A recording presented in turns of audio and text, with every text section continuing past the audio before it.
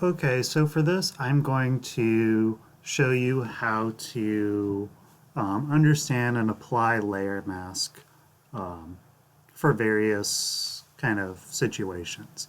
Um, so think about layer mask as a way to, like it says, mask an object or unmask an object.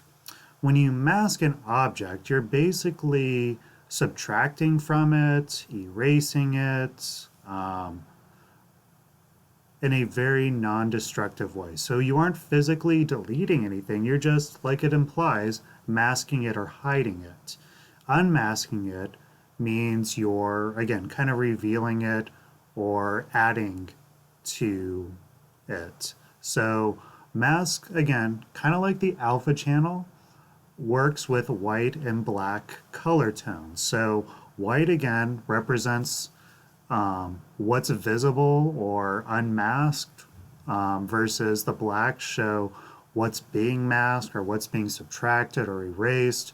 So always kind of think of the white portion being this more kind of additive positive side versus the black tones being more of the subtractive process of masking and unmasking pixels. So I want to show you two different approaches for it. One is when you set an object or element into some type of background image or image itself, or how you start to basically, a good way to put it is brush textures into an image. So like I said, I'm going to show you both of those approaches, and then I'll shift to actually showing how you apply that to this rendering. So I just kind of want to give a quick overview of how this works.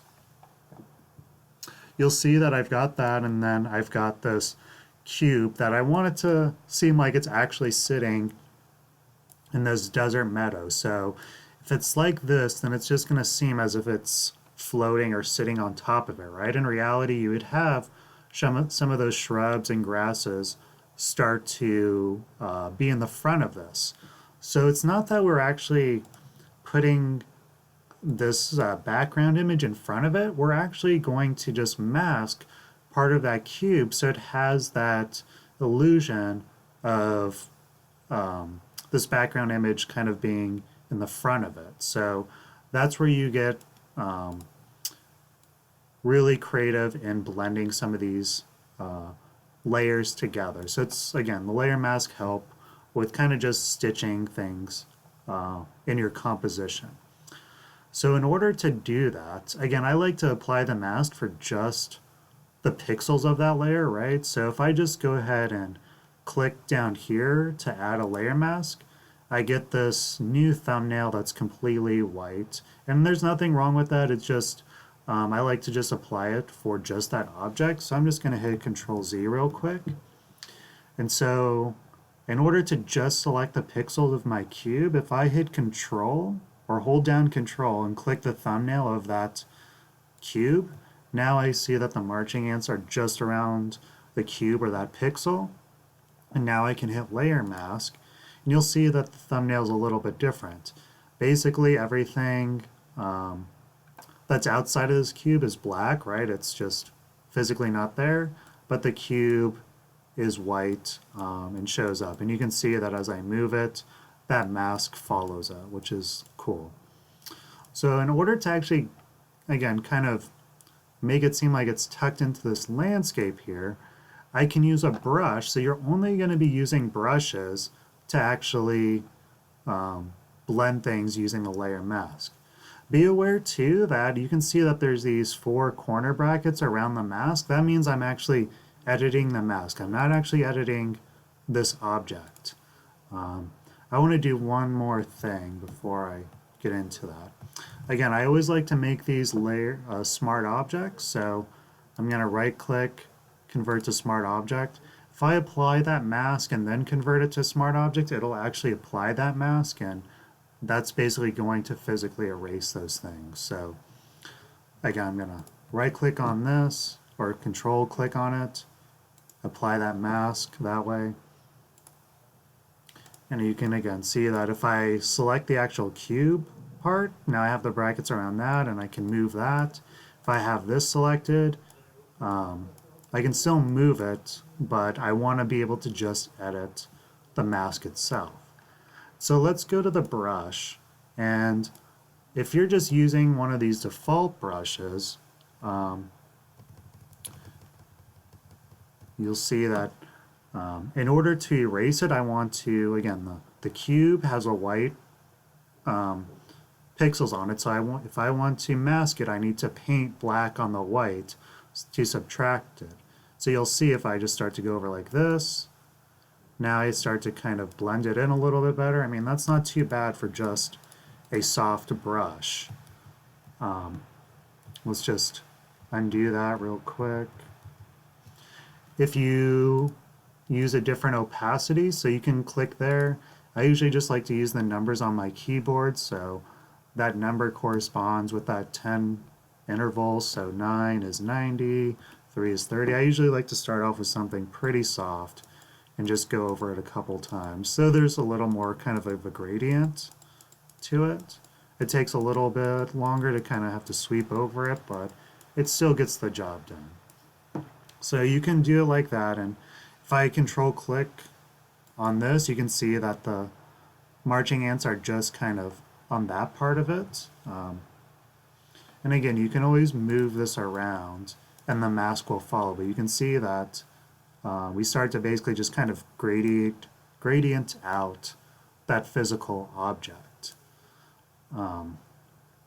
If I want to brush them back in, right, if I want the cube to show up, if I just hit X to switch from my black foreground color to a white foreground color, I can actually start to brush it back in. So it's a way, again, you're not physically deleting anything, you're just masking it, using black to cover things up or erase it versus whites to reveal it again.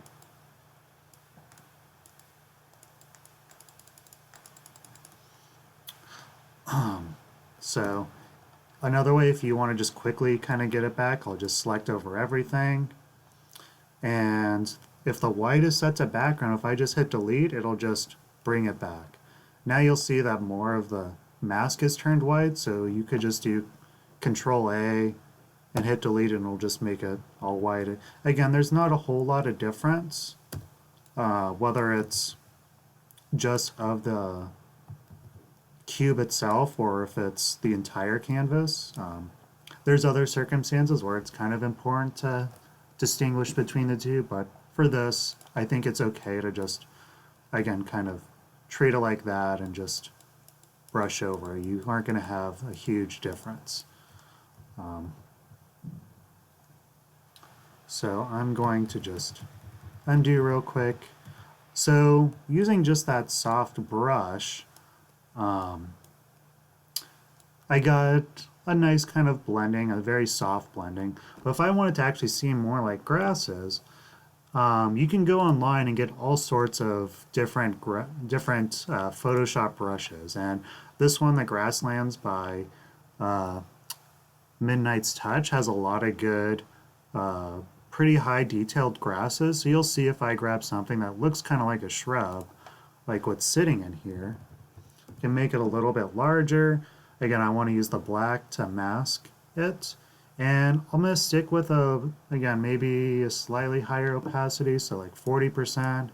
And I'm just going to start to brush over it a little bit. And again, using a softer brush will give us a little more kind of tones to it, but it actually makes it seem like the landscape or the specific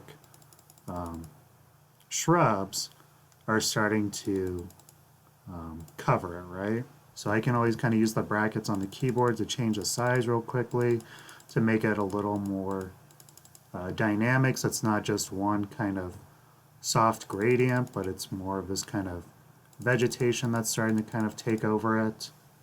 So you have obviously a much different outcome using it this way versus the earlier very soft brush.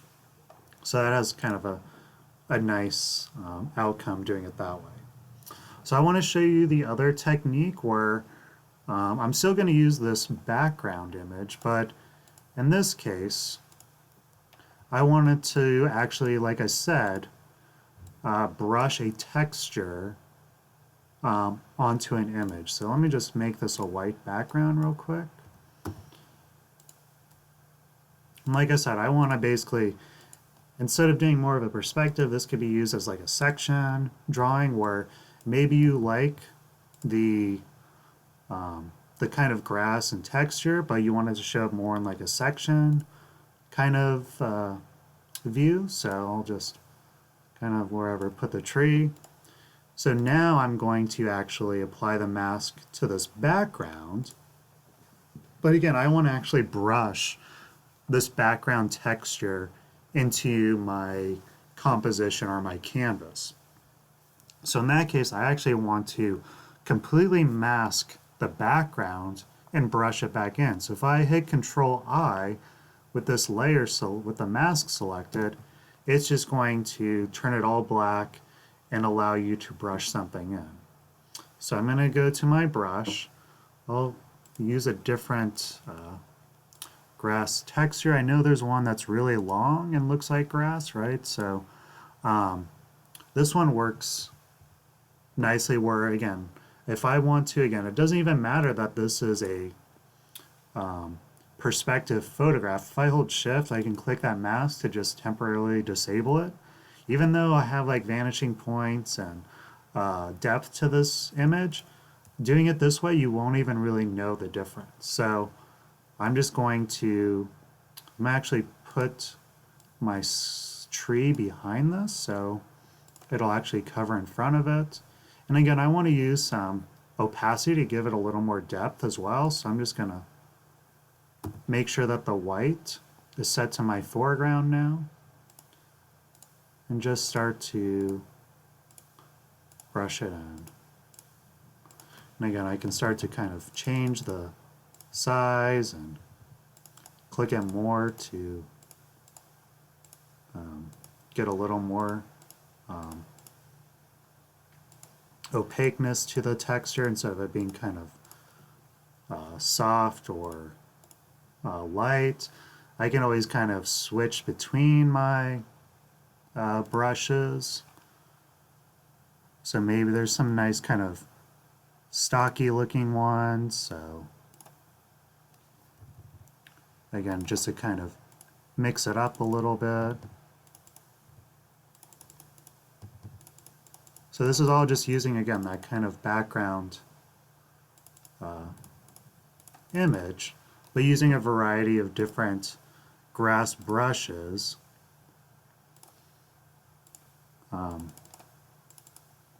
to kind of break it up a little bit. So this is the other kind of approach where you're brushing a texture into the image instead of masking it out like we did with the cube. So it gives you that flexibility.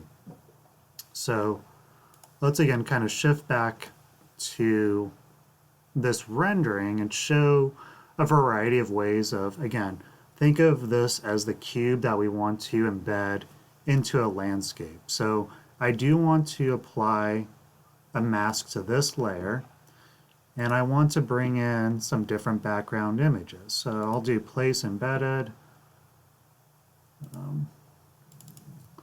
Let's go to where I have all these background images.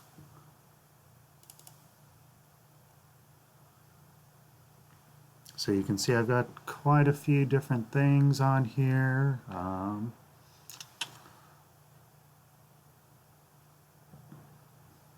Again, the key is that, again, you're kind of matching the vanishing point and everything still. So I know I've got some that are matching pretty good. Let's try this one. Oops, not that one. File, place embedded, so where is it?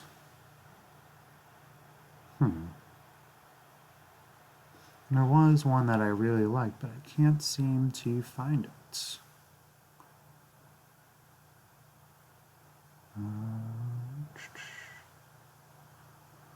Well, anyways, let's even show this one where it's like in a forest. So here's the image. I'm just going to make sure it's the entire canvas here. What's good is, again, you want to find even photographs that have similar kind of light conditions. So I can see that the light's coming from the left to the right in my rendering, and it's doing the same thing with this background photograph. So the next thing you want to do is just make sure that you're matching the horizon lines. Remember, this rendering was done at the eye line. So the horizon line is about here. So I want to make sure that the photograph also shifts to that same horizon line and be pretty close to it. So you can see the difference that makes by just dropping it and making sure things start to match up. So now with this, like I did before, I'm going to use the grass brushes to start to blend this into the actual landscape. And you can see that the grass kind of has the sweeping to the sides on either end. So if you look, again, and this kind of depends on your grass brushes, you'll see that there's some that have this kind of sweeping condition. And even with this one with a hard edge on the left, that if I do it enough, you won't even really know the difference. So again, I'm masking away the bridge with the background. So I want to make sure I have a black foreground. Keep the opacity kind of low. Well, let's do it a little bit higher this time. And I'm just going to start to brush away, basically just trying to get rid of all those hard edges.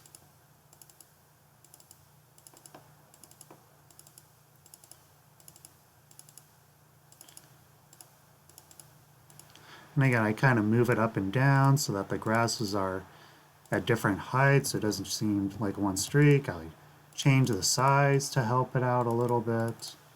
Some areas maybe it is hard where it kind of raises above it to give it, again, a sense of depth. So it's not like it's all just perfectly in the grass, but kind of takes advantage of the undulation in that bridge. And I can really kind of make some areas pop a little bit more. And then I want to do the same thing. Let's just kind of commit to that a little bit better. I can always even just move this image up a little bit more to get some of that grass. As long, again, as I'm close. And then maybe even do something on the side here where maybe I want it to seem like grasses are starting to poke through those holes. So I'm going to go to my brushes again, and you'll see that there's these really kind of fine small ones. If I increase the brush size, we can start to, again, I'm going to do that at 100% because they're so small. I want it to seem like they start to kind of poke out of these holes. So it's going to be very subtle. It's one of those things where if you zoom in, it doesn't seem like you're doing a lot, but after you kind of do it a couple times, again, as it gets further away, these should start to get a little bit smaller. But once you zoom out, it'll seem a little more obvious. Right? So I kind of have the grasses look like they're coming through and laying on the decking. I'll do a little bit more over here too to give a little more kind of foreground detail. Right? Kind of make it really seem like it's sitting on the deck and coming through a little more strong in some areas. But that's how you start to kind of, again, make this seem a little bit more embedded in the landscape. It seems a little bit more kind of immersive in that sense by integrating the rendering with the background image using these layer masks.